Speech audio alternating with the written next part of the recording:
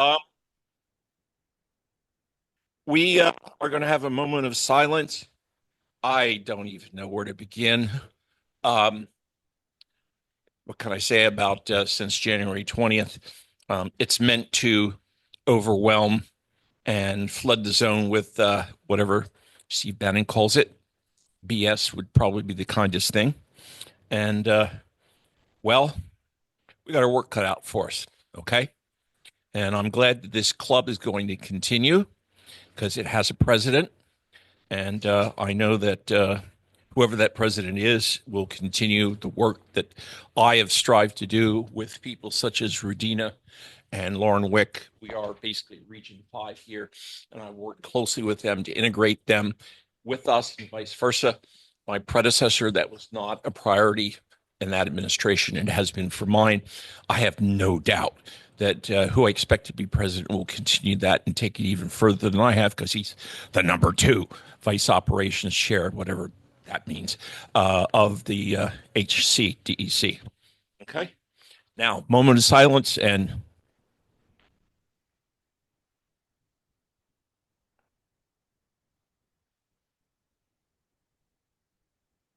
okay. Um, Once again, welcome everybody. I've introduced myself. I'm the outgoing president, Reed Morgan. We have our vice president, Chris Radowich, who has another year on his term. He is not running for re-election. He's got 1 year to go. We have our treasurer, Walt Seeley, who is also not running. He's in the first of his 2 year term. Next to him is his wife, and Catherine is one of our at-large board of directors people. Janet Mullen is running for re-election. She is our secretary. And we have a sergeant at arms who is not here today, Emmett Waldhall. He is also not running for election, so he will be with us. Mary is with us on Zoom. She's our general board member, and she handles communications with outside entities vis-a-vis, club notices and whatever needs to be done to, put our official face outside the DEC into the local community.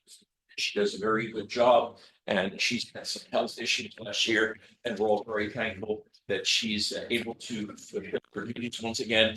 And if she needs to stay at home just to help keep healthy, she can do it from home and soon. So thank you for all that you do, Mary. Did I miss anybody? Oh, I missed Susan. I'm sorry. Susan is our assistant treasurer. She is married to the vice president. So we got two married couples who are all four of them are on the board. Isn't that convenient? Okay. Um, and now we're going to go into our speaker, Joseph McAuliffe. Joseph, we have a lot to cover tonight. One of my failings as a president is I tend to let the speakers go too long. So I'm going to ask Chris to not feel bashful that if I let this go too long, he's going to say, read, and I will therefore end the speech part. Okay, go ahead, Joseph. It's yours. Well, I want to welcome everybody. My name is Joseph McAuliffe, and I'm 74 years old. I'm from Syracuse, New York. I grew up in a political family. My dad was the treasurer of the Democratic Party in Syracuse. I started working on campaigns when I was 10 years old, the Kennedy-Nixon campaign, and was able to meet John Kennedy. My mother actually was a friend of John Kennedy, and got to meet Lyndon Johnson, and that was my start. But what I do now is I teach history at the University of South Florida, teach mostly European history, but some US. I also am the educational manager at the university for what's called the Osher Lifelong Learning Institute. I think Mary here is been a member of the Osher Institute, and we provide college level programming for senior adults. And I'm going to go to screen share here.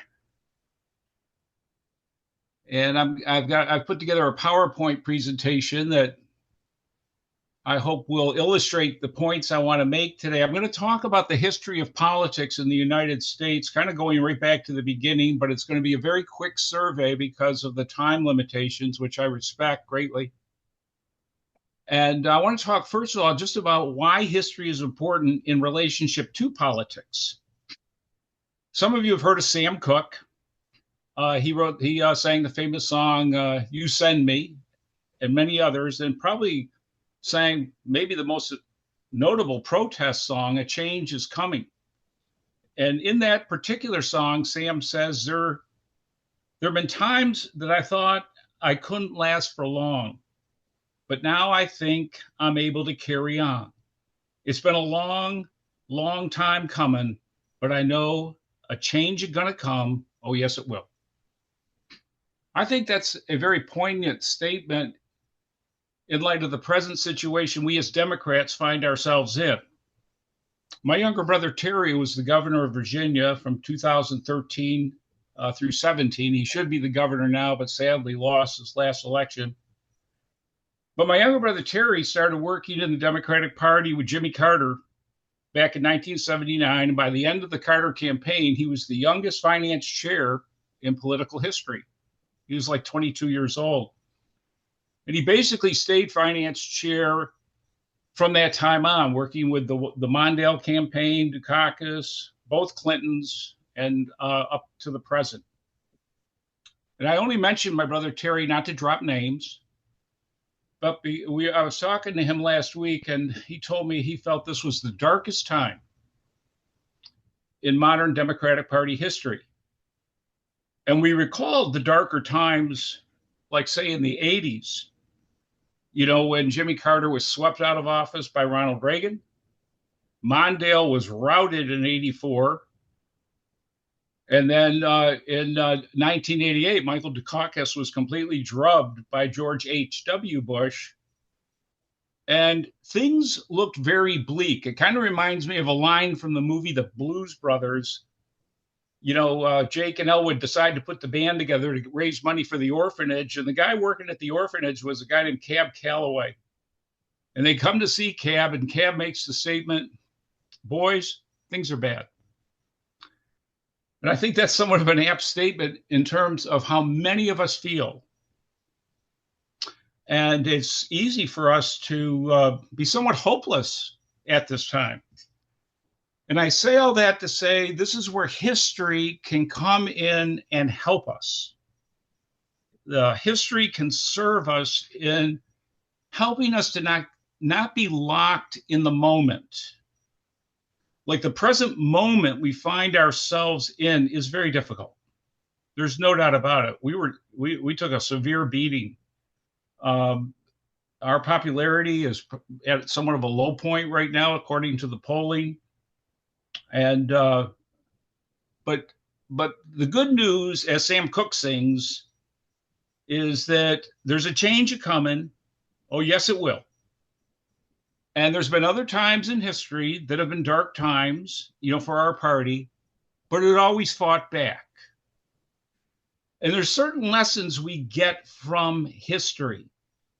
And one of the lessons is you can't step into a river in the same place twice, meaning that change is a constant. And the way things are now are not the way they're going to be. And history reveals that quite well as the great moral lessons we learn from history, as well as the larger perspective that history gets us. You know, they say, someone once said that you can't see the forest because of the trees. And in some ways right now, we're so locked into the tree of defeat that we're missing the bigger picture of the forest. And the forest gives us hope. Why? Because we've had tough times before, and we've always come through them. So now I'm going to take you on a very quick survey of American political history.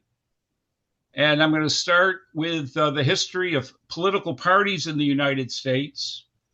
And the very first two political parties in the United States, going back to the early 1790s, when George Washington, our first president, was in office, two parties emerged. One was called the Federalists, the other were called the Anti-Federalists, later to be called, interestingly, Democratic Republicans. And they were split over, which should have more prominence, the new federal central government or the states. And Federalists like George Washington, John Adams, Alexander Hamilton, they favored a looser interpretation of the Constitution to give the federal government more power. And the big issue was a national bank. Should there be a bank in the United States? The Anti-Federalists opposed it. They felt the bank should stay under the domain of the states. Also, they differed in foreign policy. The Federalists were more pro-British. The Anti-Federalists were supporters of the French Revolution and were appreciative of France's contribution to our revolution. And the titular leader of the Anti-Federalists was Thomas Jefferson.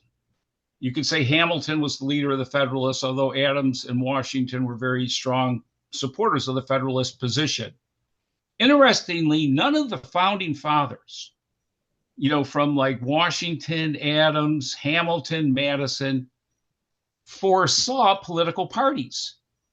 They considered them factions that would divide this country that needed to be united. But despite their wishes, political parties developed very quickly. Like I said, right in the first administration. Now, I'm going to jump ahead of the 1796 election, which is where John Adams defeats Jefferson. Interesting, they were of two parties. And we'll see through this particular election, prior to it was with the election of 1800 and what happened, that the Constitution was changed with the 12th Amendment so that there would be a separate vote for the president and the vice president. The way it had been before was whatever were the two leading candidates in terms of the electoral votes, whoever got the most was president, whoever came in second was vice president, despite being of different political parties or persuasions. Well, that will change with this election because there's a tie between Jefferson and his running mate, so to speak, Aaron Burr. Joseph, and Joseph, Joseph, it ends excuse up me. it ends Joseph, up as a tie. Joseph, I'm sorry. Sorry, this is the president. At the rate you're going, you're not even going to make it to the Civil War. That's my plan. All right, all right, I'll shut up. Yeah, if you okay. Well, anyway, this was a very important election in that regards. I'll jump ahead to 1832. This was a very significant election because now you're going to have the parties are going to change. The Federalist Party is going to basically dissolve after the election of 1812 because of the War of 1812. The Federalists threatened to succeed and lost national support in this era of good feelings. And so we were left with one political party up until this election. And this is when we get the modern Democratic Party that's with us today, which is why through Andrew Jackson, his opponent was Henry Clay, who was called a Whig. And they differed primarily over the issue of the tariff. Once again, the Whigs tended more towards the central government power, and the Democrats under Jackson were more towards states' rights. They are going to continue on up until the famous election in 1860. Lincoln runs against three other people. The Northern and Southern Democratic Party split. They put up two nominees. And Lincoln is able to carry the North, win pretty much all the electoral votes out of the North, and becomes our president. And then we're going to have a series of Republican administrations. He's followed by Grant.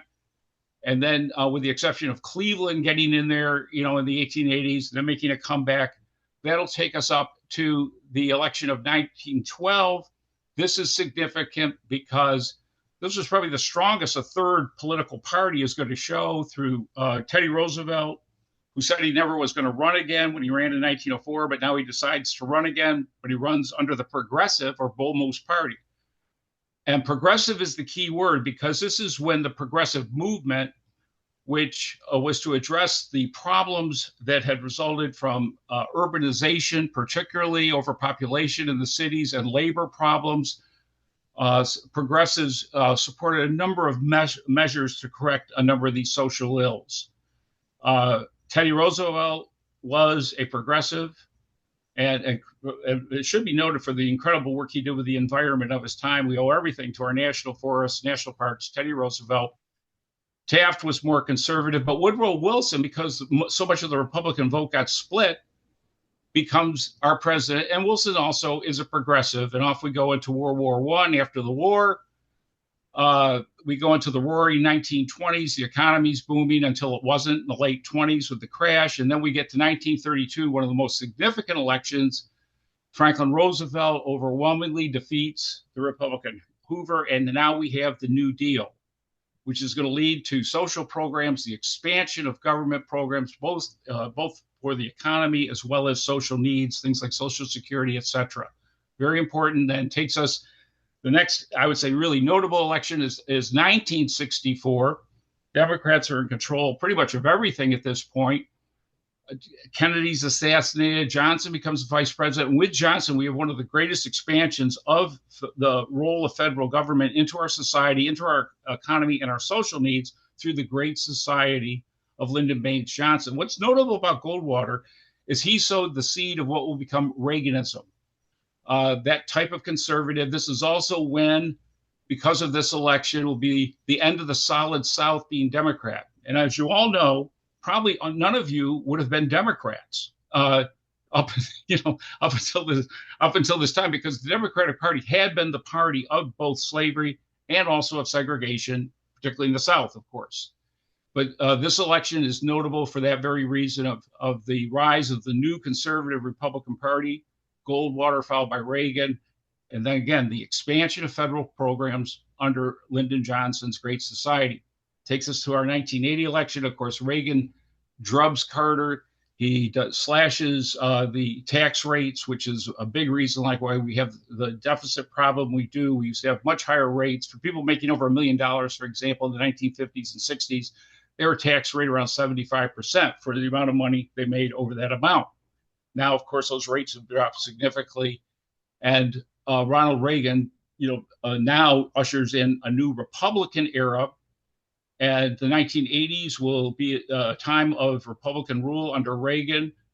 Democrats will have two very liberal Democrats run for office, Mondale followed by Dukakis. But that's going to lead, after the 88 election, to the Democratic Leadership Council. And you're going to have individuals like Bill Clinton, Dick Gephardt, Tom Harkin, even Gary Hart.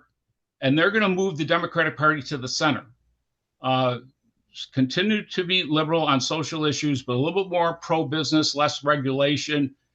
And due to that, and the fact that George Bush reneged on his promise to not renew taxes, and with the help of another third party, Ross Perot, Bill Clinton gets 43% of the vote, but that's enough to win.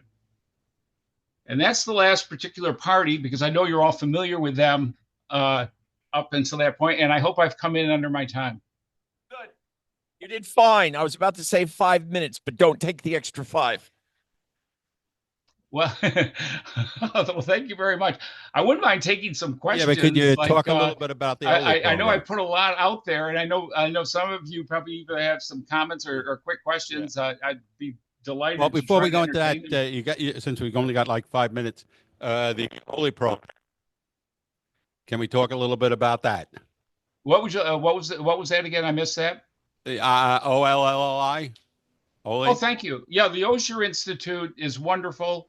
It's college-level programming for older adults. Most of our students are between 60 and early 80s. In the senior world, we use 3 categories. One is called young old, number 2 is called old, and 3 is considered old. And those 3 categories have nothing to do with age, but they have everything to do with your state of mind and your physical health.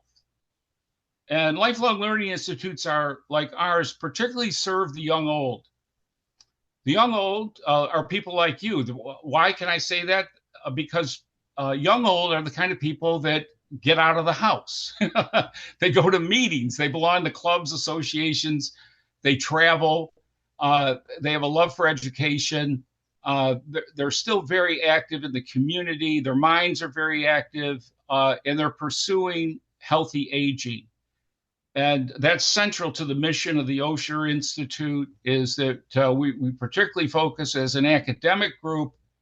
on helping people to continue to grow in terms of intellectually and their intellectual development.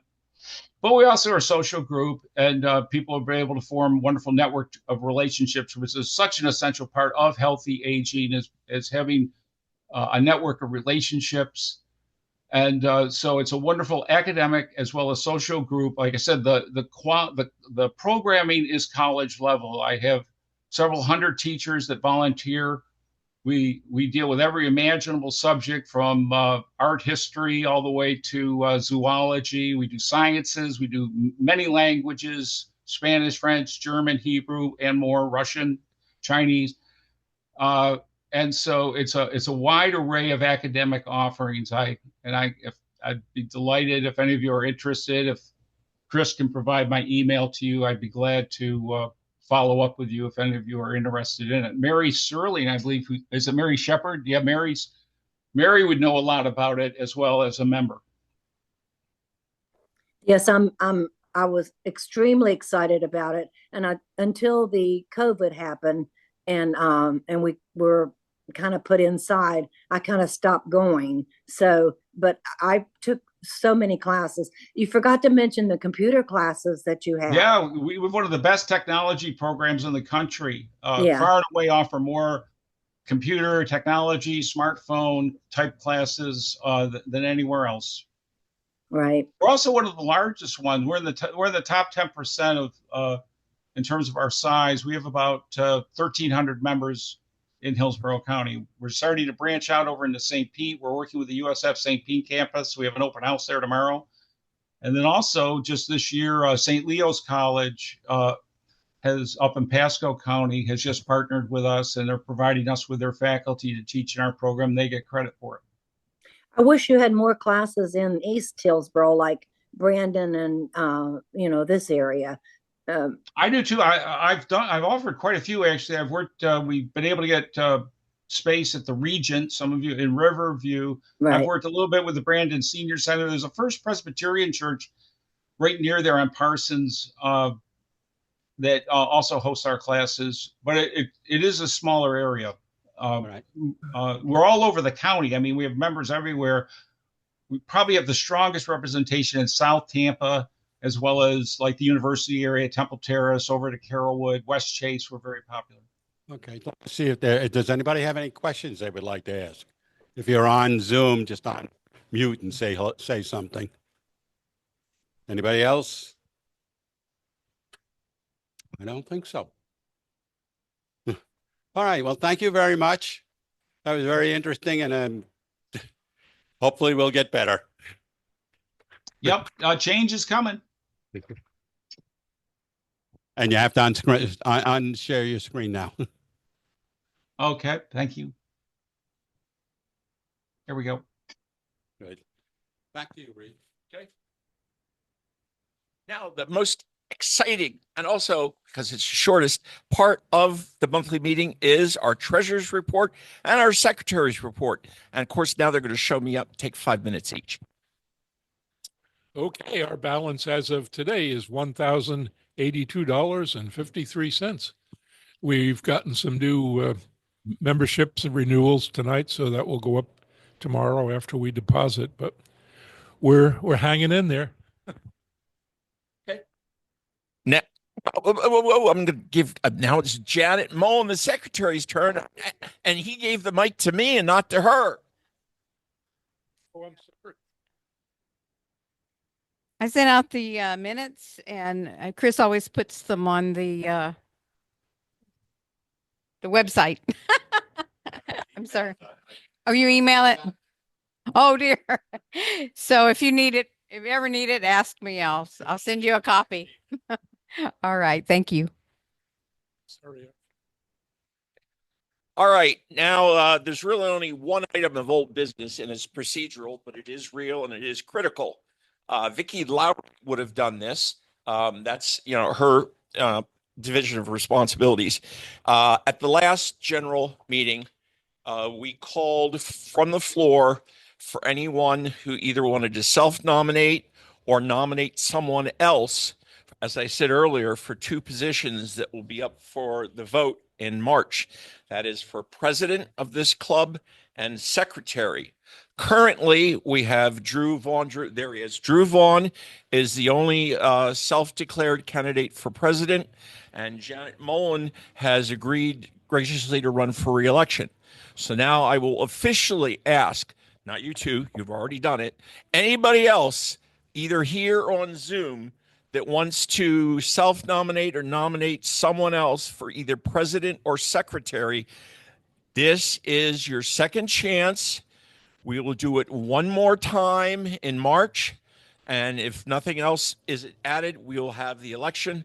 It will happen, and I will hand the mic to whomever the new president is, and I will officially be an ex-president. Okay? Now, I'm going to give it a minute. Does anybody want to self-nominate or nominate for the office of president?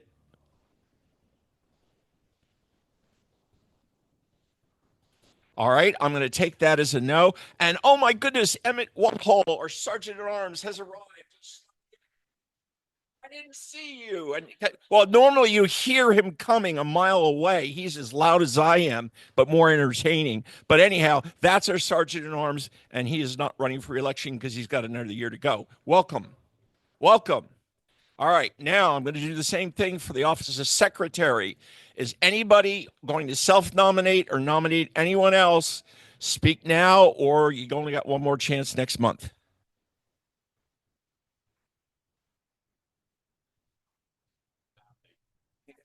Chris, is that long enough? Give it long enough? Okay, this old business item is now closed. All right. I have been from day one a self-declared one-term president. This is my last meeting. I normally don't have a lot to say because I don't. Because what we do is try to get people elected. We are a geographic club. We are not an issues club, okay? And that's the difference. We're not a progressive caucus, a labor caucus, JDC, Black caucus, LGBTQ, which, by the way, I'm an LGBTQ family, not myself, but one of my offspring. God, it's complicated. Non-binary, formerly daughter, and blah, blah, blah, blah. Okay. So normally what I'm talking about, yes, I do talk, but it's about basically getting Democrats elected. That's it. However, unfortunately, Drew will get his chance on the floor. And with whatever time we got left, he can choose. He's got two things here: either talk with his vice chair of operations hat on, or what he wants to do for this club. Convince you to vote for him next month. But right now, there's no opposition, so he doesn't really have to say a damn thing. His choice with the time that's available, because unfortunately, I am going to take some time. This is a new agenda item. I really wish I didn't have to talk about this, but I do. All right. It's about last night. The most complicated, contentious issue I have almost had to deal with in my political life, which is 5 years, not my professional life. This is nothing. But we had a vote last night, and I can say certain things and certain things I can't say. Okay, what I can say that a vote was held. This is the 1, 2, 3, the fourth vote. The suspension, I got to use that word. I kept using the wrong word last night. The suspension of one Russell Miller from the DEC. And it succeeded last night, and he is suspended for 2 years. Okay, that's a fact. Now, unfortunately, that issue is put to bed, but this process is not over for other issues caused by this, what was the term? Monkey shit fight at the zoo. Drew used it, very accurate. Okay, and I've been involved in this a lot longer than Drew has, okay? So I speak with much more personal pain. I've been involved in this from the beginning, unfortunately. Okay, now, I will speak for myself. I can do that. I agreed with Drew's point of his grievance, which was vastly different from the earlier ones, in that Russ Miller, who's a friend of mine, worked with him on the Anti-Genocide Coalition, which is not a DEC function, and I will continue to work with him on that. He did something that he had not done previously. He wrote a memo as a precinct captain, and he used language which, if he kept it on Facebook as a person, that's what I was defending. That's a free speech right. I think even Drew agrees with me on that point. He did something, and basically he crossed the line. Okay. If it was not for the way that process went last night, which I will talk about, as will Rudina, I would have abstained. Okay. But I voted not to suspend because my unhappiness was with the process. He got due process, but the goalposts were moved. They were changed to create a predetermined outcome. And Drew, you get your chance. I've got the floor. All right. All the take it off. I'm going to now hand out things. I may not have copies. Okay.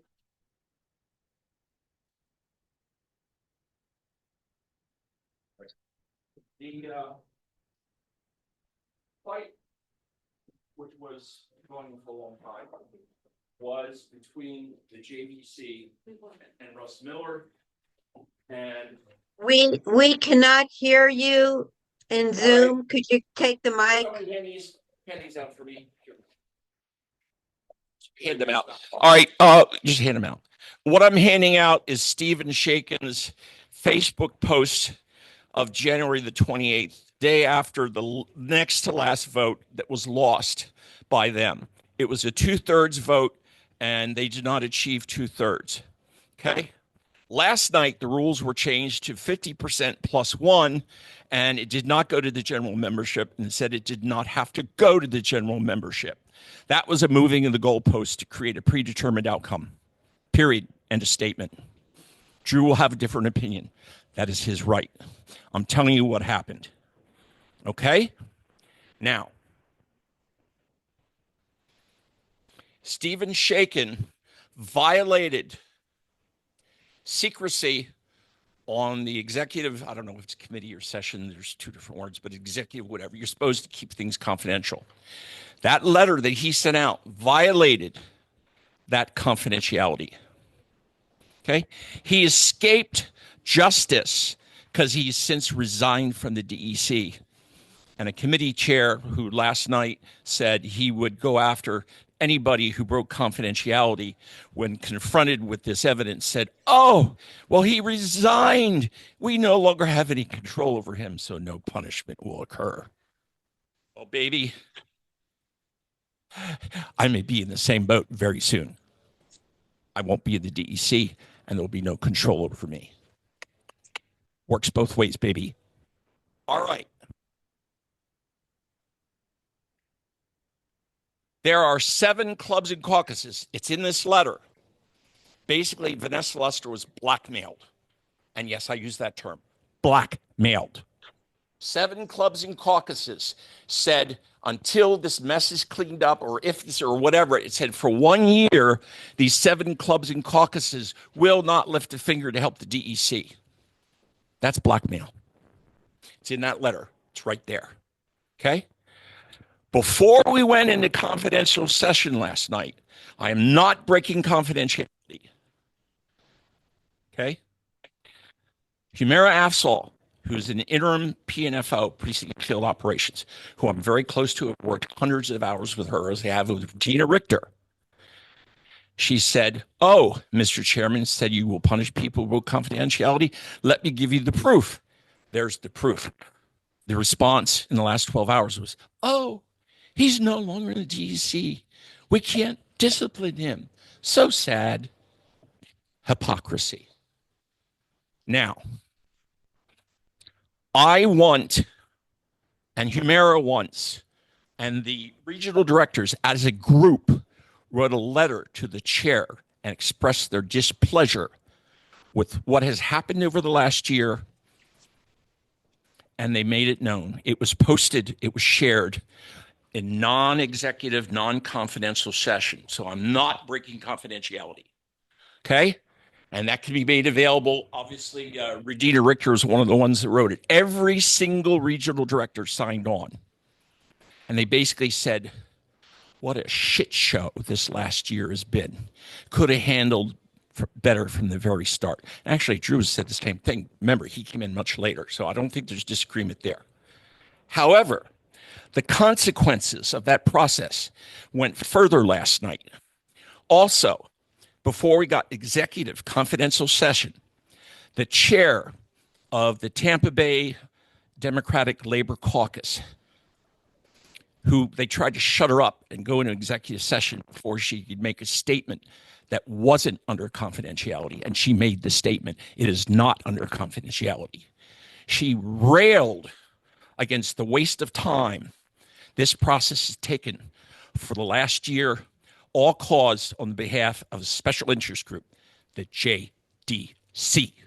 She then said, and I'm tired of you guys taking labor for granted. That disaster of a December 2nd election, it went till midnight, and my members had to go home because they work. It was our hall. You disrespected us. And she said, I'm tired of your GD anti-gun crap. Union people like guns. By the way, so do I. I'm a former Republican. I know more about guns than just about anybody else I know. But that's between here and there.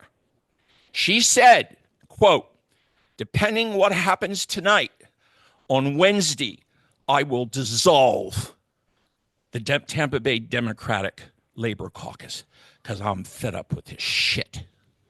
Now, I don't know what's happened today. I'd be very surprised if Drew didn't call her up, try to convince her, well, no, whatever. That's for him to say. I don't care. That's what was said last night. She meant it. She was angry. I'm just being serious. Hey, I'm a public speaker, just like Drew. She was angry. That's a consequence of this process for the last year that's been run by the JDC. This is not a hate speech on my part. It's just a statement of fact. Okay? Of process. Drew kept his word. He had due process on the vote last night. He said he would, and that was my main defense up until then for the first three, September 9th, September 22nd, January 27th. And I won a 2/3 required vote. They didn't get it. And my argument was due process. I never got into the specifics of who said, whatever. My point was always, as long as it's on Facebook, it's your First Amendment speech rights, go at it. Drew agrees with me with that too. Okay? But Russ crossed the line. I told my board, I said, give this man a chance. And he spoke well for himself. He kept his word. I still endorse him for president. I want him to take over, and he's the only candidate. But, even though Russ has been thrown out, suspended for 2 years, it's not over. There has been major people that have resigned as threats and as punishment, and now it's our turn on our side. Okay? The Luis Salazar, who ran to be the head state committee man, the number one, and then there's the regional, and then there's the at-large. He basically, in a big huff, said, this is so evil, this is whatever, whatever. I resign, okay? Other people have resigned, okay? Guess what? If you didn't hear what Joseph McAuliffe, the RDs as a group are pissed. Okay? There's going to be more resignations. Now, I'll move along. And I have one more thing, and that's really going to yak Drew Vaughanoff. I'm giving this to him officially. Also to Vanessa with a copy to Nikki Fried. Here it goes. Memo to Vanessa Lester, HDC Chair. Drew Vaughn, HCDC Vice Chair of Operations. CC, Nikki Fried, FDP Party Chair. Ray, Request for new business item for inclusion in the agenda for the February 2025 HCDEC General Meeting. I, D. Reed Morgan, President of the East Hillsborough Democratic Club and Precinct Captain for Region 6, Precinct 703, do hereby request the following new business item be included in the agenda for the February 17th HCC General Meeting. Quote, request for executive session on a 50% plus one vote basis, i.e. move the goalposts. I want the same standard that moved last night. To decide on the suspension of Ione Townsend, former chair of the HCDEC and current secretary of the FDP, from the HCDEC for a period of 5 years. The charge and requested period of suspension is for her appointment and or maintenance in appointment to a senior position within the HCDEC of an arrested, indicted, and eventually convicted pedophile until the very day he entered prison to begin serving a 5-year prison sentence, one Dean Amadin, as co-regional director of Region 5 of the HCDEC. I have his mugshot. I have the article here when he was arrested. The investigation started in 2019. He was arrested in June of 2020. I worked with this guy for years. I didn't know anything of this. On the last day I saw him, he gave me a big hug. He said, oh, I got to tell you, I haven't cut a plea deal, or I would have been in jail for 10 years, but I cut a plea deal and it's 5 years. I'm going to jail. I'm going in jail tomorrow. You know, I sent out a letter to the whole DEC. Ione Townsend violated her loyalty oaths. So did her husband. The bullshit response I got from you was, oh, 30-day period. Bullshit. There is no 30-day period for abetting and aiding a pedophile. There is no needed new policy on pedophiles. Common sense and human decency. One does not abide, appoint, or maintain an office a pedophile. No, we're not. Now you can see why I'm probably out of here one way or the other. Feel free to throw me out, because then, just like Stephen Shakin, I won't be under the control of the DEC. And if you think I'm a hard ass when I'm inside the tent, you just wait till I'm outside of the tent. Relax. Try to breathe. You can see the state of our party is, shall we say, somewhat in disarray. We had a number of issues, and severely the issue about Israel and the Palestinians has torn this party apart into at least 2 camps, if not more.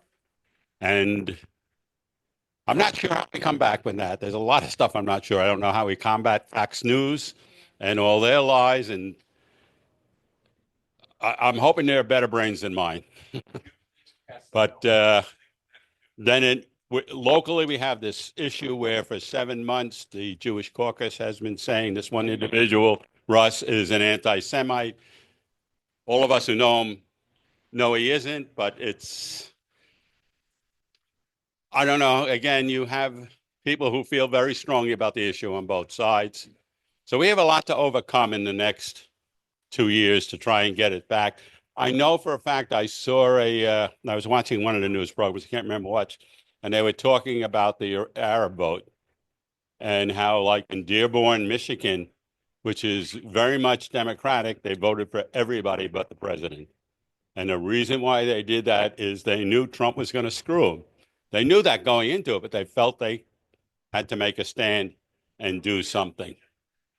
So they did not vote for Harris. I'm not sure if they resulted or not, but I would like to just go on to one more thing, and then I think that's it, which is there is a petition. Let me put this out here. I can remember how to, yeah, okay.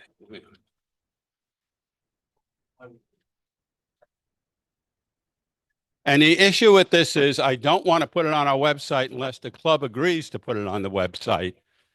It's an individual thing whether or not you sign it, but if I put it on our website, then the club is endorsing this petition. And given the present sensibilities of people, I don't want to just slash this up there. As you can see, it is something I feel is right. Israel, they're overtaking the West Bank. It's not theirs to do it. They have thought, actually said they wanted to take over Gaza and do that. And that's not legal either. I mean, either we stand, in my point of view, we stand against the illegal things Israel does by doing this. Now, will this affect Trump? No. Will it affect, was it Noriake, or however you pronounce his last name, the prime minister of Israel? Again, no. They're going to, even if you came up with them with 3 million names, they're going to do what they're going to do. They don't care. He's talking about he's not going to obey the courts. So I guess if take a few minutes to read this. It was in the agenda. It is on the website. He added it and I didn't know he did. So there's one, the website has it on the agenda. It's not on mine because, and frankly, given what I just said, to me, this is so self-evident, given what Trump's doing today about Gaza. At this point, if you don't vote, put it on the website.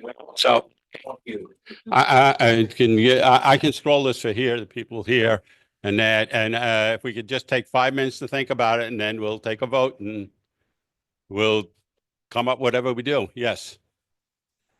Oh, it's not on there. It's only on mine, but here. It's let me bring it up so you can see it. This is actually the website to the form. Oh, I hate touchscreens. Not sure what I did. Changed since the beginning of this meeting when we were a regional club designed for East Hillsborough. At what point did we turn into an international affairs club? Well, this I feel is part of the club, and it addresses one of our, we do have Arabs in Hillsborough. I'm not saying we don't, but our job is to elect Democrats. Right, and this is voters in Hillsborough. right, and correct, and again, we do have Arab voters here, and that's why. Have you checked to see if this is consistent with the Hillsborough DEC platform? No. Okay, then you want us to postpone this? That would be great. I think it's a sad day when we see the Democratic Party doing what they have done for the last year to one person because he spoke out about injustice. Okay. Massive killing, 47,000. Okay. Shall we put this off for another month? And I'll put out the website again. So we come in next month. And Drew will be president at about right at the beginning after he gets elected. Our website is easthillsboroughdems.org. This is I'll put it out in the email. It's in the agenda, but I'll put it right out in the email with this information. And then next month we should be able to make an informed opinion. I think I surprised too many by just leaving it in the agenda instead of not putting it out. So I'll do that. And, Drew has a point is, should this be the focus of the club? My point of view is we have Arabs. And if we don't somehow say something to the Arabs that we understand their plight, we lose them, like they did in Dearborn, Michigan. Okay. Just some food for thought, but the Democrats lost massively last November. I mean, we took a beating. Florida here, probably one of the worst. This state or this county alone, up until a few months ago, was a majority of Democrats, is now a majority of Republicans. We saw them lose, and this is my thinking, mainly because of the silence on this matter with Gaza. As Americans saw the Congress taking massive amounts of money from the AIPAC lobby, Israel's lobby, and giving in exchange $25 billion for Israel to buy weapons that were used to kill 47,000 people. A lot of those, and I've spoken to many of them, in person and on the web about this. Many people either voted for a third party candidate or they didn't vote at all in protest over the fact that the Democrats did not take a stand on this. And Harris was one of them. She didn't say anything about it. And I think that's why one of the big reasons why we lost. And if we don't realize that, we are in for more trouble, because this is an issue that's of great sensitivity. Think of all those college students that were protesting last year for a year. Many of them got arrested. Many of them got expelled from the universities. What kind of democracy do we call that? That's an outrage. And for the Democrats not to be saying anything about it, I'd be ashamed. In fact, I would even now consider where I'm going to go. Okay, and that's what I'm saying. We have all sorts of voters here as in Hillsborough.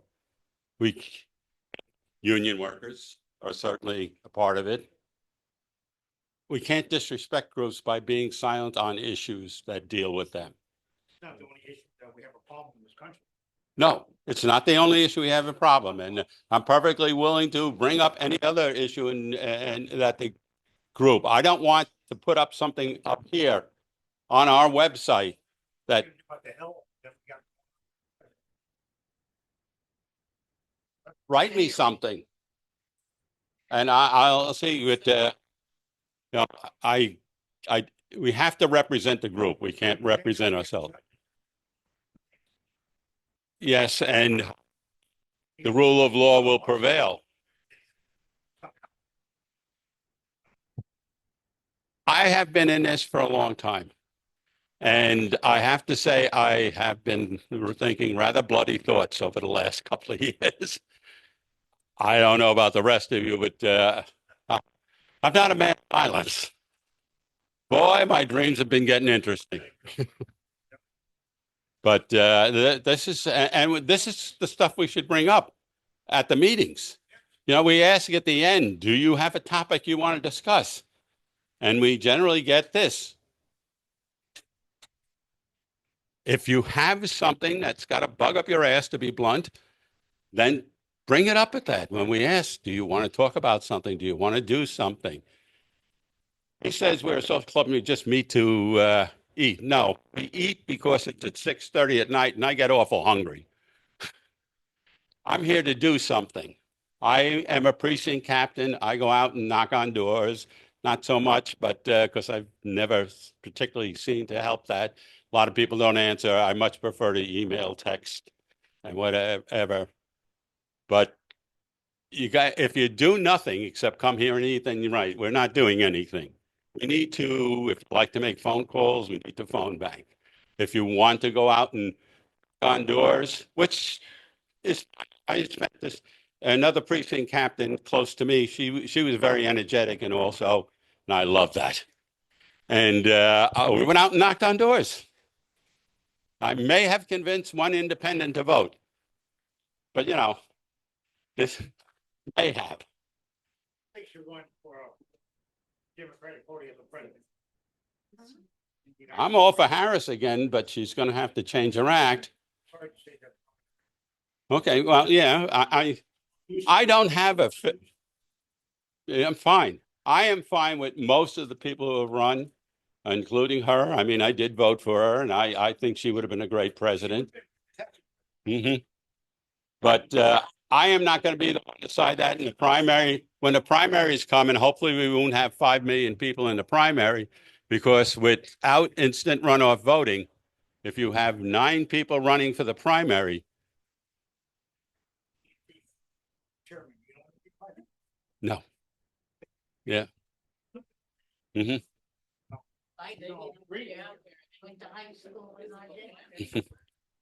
Okay, I've been on the thing here too long. Reed, do you have anything else on here? Yes.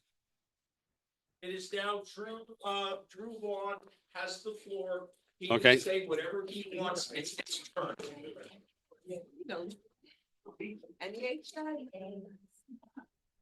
Hey, everybody, I'm Drew Vaughn. I'm the vice president of the Democratic Party now, and I will tell you, I got that role because I'm pissed off. I'm pissed off because my wife, who I've been together with for 20 years today, than she did we met when we were 19. I'm pissed off because we have 4 adopted kids. My black daughter has to have us educate her ahead of time. The school's going to teach her a bunch of nonsense that slavery was a positive. My other 3 kids are Mexican American. I have to deal with the fact that they might not be at school when I'm in that pickup line if ICE came in and swept up a bunch of brown kids. I am pissed off. And mostly, I am pissed off at what you just watched tonight. This type of performative bullshit is why we lose and lose and lose. What are we talking about? Putting something on a fucking website? Are you kidding me? We have to do things, not talk about things. This is why we lose. This right here. This meeting, I'm so glad we got to hear about the goddamn Federalists. You know what? I don't give a shit. What I care about is getting my wife's rights back. I care about making sure my kids are safe. I care about people having jobs and access to the rights that they have. What are we doing here? We have a room full of people who have taken time out of their life to show up because you care. And we're arguing, airing dirty laundry, refusing to read Robert's rules and not understanding how that works. This is a waste of all of our time. If I run for president next month, which is a big if right now, if I run for president, I'm not running one goddamn meeting like this ever. We have to stop wasting our time on nonsense that we are putting up here to just sit here and learn a history lesson. Go get a book. We don't need to do that here. We are here to do. We are sitting in Brandon, Florida. I don't have a single person other than a Republican representing me right now. We have no power and no control. How are we going to fix that? And I'll tell you, we've got models from the past to teach us. The Black Panthers. You know what? They had absolutely no power and no money. And at one point in Oakland, they had a bunch of kids getting run over at an intersection. And they went to the government. They petitioned. They protested. You know what the government said? It'll take us 3 years to get a stoplight and a crosswalk there. So what did the Black Panthers do? They put on vests and they got out there and they did the damn work. They did the work and they showed up, and it shamed that city into putting in a stoplight, not in 3 years, in 3 months. We are in a position just like that. We have no power. We have no money. You just heard Walt say we got $1,000. What are we going to do? The answer is we're going to mark ourselves just like the Black Panthers did. We need to be out there, open, in bright blue shirts, doing work in the community. And I'm not just talking. Outside of here, I'm the president of the PTA at Mintz Elementary School. I'm in the Brandon Chamber of Commerce. I'm in the Brandon Leadership Group, and I also have been appointed to the statewide PTA board, on top of being the vice president of all the Democrats in this entire county. And I'm standing up here too. Why? Because this is the biggest crowd we've had in a meeting yet since I came here a year ago. And it is a shame, because you know how many Democrats there are in Brandon? 17,000. And we get 15 people to a meeting normally. It's because of this. It's because we think putting a statement on a website is really sticking it to the man. We would have failed the 60s, and we would have failed it miserably. We got to fix that and fix it now. If I run for president next month, that's where I want to take this organization. I don't want to be a do-nothing, sit here and talk about stuff committee. I want to actually do things that change. That's what we can do. We can build a freaking army out here. We can build it. No one knows what we're up to. We're hiding in a bowling alley. Let's get up to some good. Look, too often Democrats rely on all these rules and these processes and these fights. And we are unwilling to think creatively about getting the job done. Good has to be as devious as evil. And I'll give you an example of something we just did about that. A week ago, I went to the school board meeting. We went to the school board meeting to talk about ICE coming into schools. Everybody got up there to talk about the emotion of it, right? Because we're Democrats. And you know what that did? Nothing. Absolutely nothing. I came up there and I said, we know you can't change federal law. We know you can't change state law because you are a school board. But what you can do is pass policy. Policy for all the schools in Hillsborough. Policies that create bottlenecks and slow down ICE. like requiring that every warrant be reviewed by the Hillsborough County lawyers, requiring that warrants are only served during non-instructional time. Exactly. All kinds of things that we can do right now. And now, here's the thing. That got picked up by the news. It has been all over this county and is now spread across the nation as something that we can do. And I will give you a little preview. The Florida State PTA is reviewing those policies right now to push them out to all of our schools, to tell them, here's 7 different ideas that you can do legally to slow ICE down. That comes from showing up and doing something, not sitting here and doing this nonsense. So I am sorry for you new people that you came here to listen to this crap. But if you come back the next time that I'm running this place, you won't see this ever again.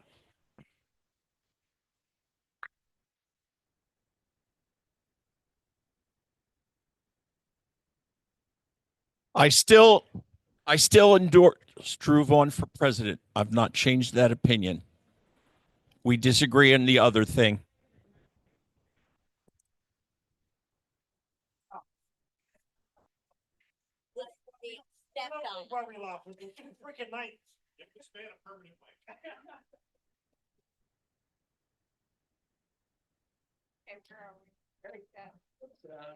Sorry, you just want to copy the agenda? Can I see the agenda, please? Please give whoever's speaking the mic. Okay. Well, last thing is you got to pay your dues if you want to vote next month. So if you already paid your dues, you can vote. If you haven't, you need to, or you won't be voting. So with that, well, we're done. And I'm sorry we bored you to death tonight. Good night.